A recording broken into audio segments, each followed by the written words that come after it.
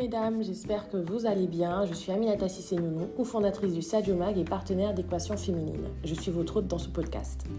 Je suis également business coach et accompagnatrice de femmes entrepreneurs. Alors si tu veux entreprendre, que tu as peur de te lancer, que tu ne sais pas par où tu dois commencer ou même si tu es déjà entrepreneur mais que ton business ne décolle pas, alors tu es au bon endroit. Ensemble, nous allons parler stratégie, mindset, financement, outils et surtout entrepreneuriat. Pour ne louper aucun épisode, abonne-toi et soutiens le podcast en laissant une bonne note. C'est gratuit et ça m'encourage. Allez, on se lance. Hello, j'espère que vous allez bien. Moi ça va, je suis contente de vous retrouver comme toujours pour ce nouvel épisode. Et aujourd'hui, j'avais envie de m'amuser un peu. Dites-moi si ce format vous plaît, mais en tout cas, j'avais envie de faire le lien entre Cléopâtre, oui, Cléopâtre, vous avez bien entendu, et les entrepreneurs. Dans cet épisode, donc, nous allons explorer la figure fascinante de Cléopâtre et discuter de ses qualités qui la rapprochent du monde de l'entrepreneuriat. Bon, Cléopâtre ne se présente pas, je pense qu'elle est mondialement connue. C'était la dernière reine d'Égypte. Et elle était connue pour son intelligence, son charme et sa capacité à gouverner. Et si nous jetions un coup d'œil à certaines de ses qualités qui peuvent être qualifiées d'entrepreneurs. Tout d'abord, Cléopâtre était une femme extrêmement intelligente et cultivée.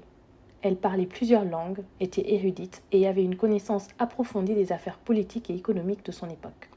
Cette intelligence et cet esprit vif sont des qualités essentielles pour les entrepreneurs car elles doivent faire face à des défis complexes et prendre des décisions éclairées pour mener leurs entreprises vers le succès. Ensuite, Cléopâtre était une excellente communicatrice et une diplomate habile. Elle avait la capacité de s'adapter aux différentes cultures et de gagner la confiance de ses interlocuteurs. Cette compétence en communication et en diplomatie est cruciale pour les entrepreneurs parce qu'elles doivent convaincre les investisseurs, convaincre les clients et convaincre les partenaires potentiels de la valeur de leur entreprise et de leur vision. Une autre qualité entrepreneuriale de Cléopâtre était son audace et son courage. Elle était prête à prendre des risques pour protéger son royaume et maintenir son pouvoir. Les entrepreneurs aussi doivent être audacieux et prendre des décisions audacieuses pour innover et se démarquer dans un environnement concurrentiel. La prise de risque calculée est souvent nécessaire pour faire avancer une entreprise et réaliser des percées significatives. Au-delà de ça, Cléopâtre avait un sens aigu de la stratégie. Elle était une visionnaire qui anticipait les opportunités et les menaces à venir. Son habileté à élaborer des plans stratégiques et à naviguer dans des situations complexes lui a permis de maintenir son pouvoir et d'asseoir l'influence de l'Égypte. Et ça rejoint vraiment cette nécessité pour les entrepreneurs finalement d'avoir une vision stratégique pour élaborer des plans à long terme et pour se positionner de manière compétitive et pérenne sur le marché. Enfin, Cléopâtre était une entrepreneure dotée d'un leadership fort. Elle inspirait et mobilisait ses partisans. Elle savait comment diriger avec autorité et avec charisme. Les entrepreneurs doivent également développer des compétences en leadership pour fédérer leurs équipes, motiver leurs employés et créer une culture d'entreprise solide qui favorise l'innovation et la croissance. Au final, vous verrez que Cléopâtre aurait été une excellente entrepreneure puisqu'elle avait vraiment les qualités clés et déterminantes. Son intelligence, sa capacité de communication, son audace, sa vision stratégique et son leadership fort ont contribué à son succès en tant que reine d'Égypte. Alors, vous, mesdames, femmes entrepreneurs, vous pouvez vous inspirer de ces qualités et les appliquer dans vos propres parcours pour atteindre le succès entrepreneurial.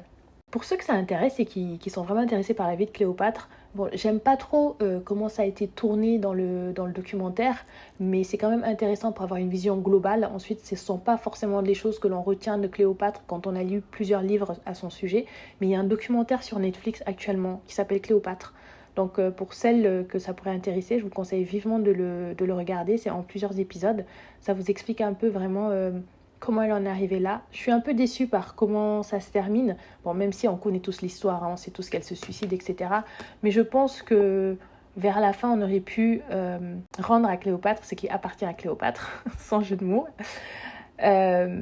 Et je pense qu'on aurait pu plus mettre en avant d'autres aspects de sa vie. Voilà.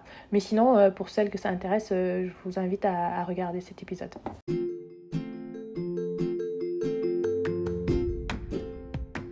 Et voilà, ça y est, c'est la fin de ce podcast. J'espère que tu as apprécié. N'oublie pas, comme je disais tout à l'heure, de t'abonner, d'activer la petite cloche et de me donner une bonne note. Ça encourage toujours. Et puis, écoute, la bienveillance, on la commence entre nous, quoi. Donc, appuyons-nous, soutenons-nous. Et n'hésitez pas à me mettre en en barre d'infos ou en tout cas en commentaire ou sur ma page Instagram @aminata-cc-nouno les sujets que vous voudriez voir abordés dans le podcast. Allez, à bientôt, bye bye.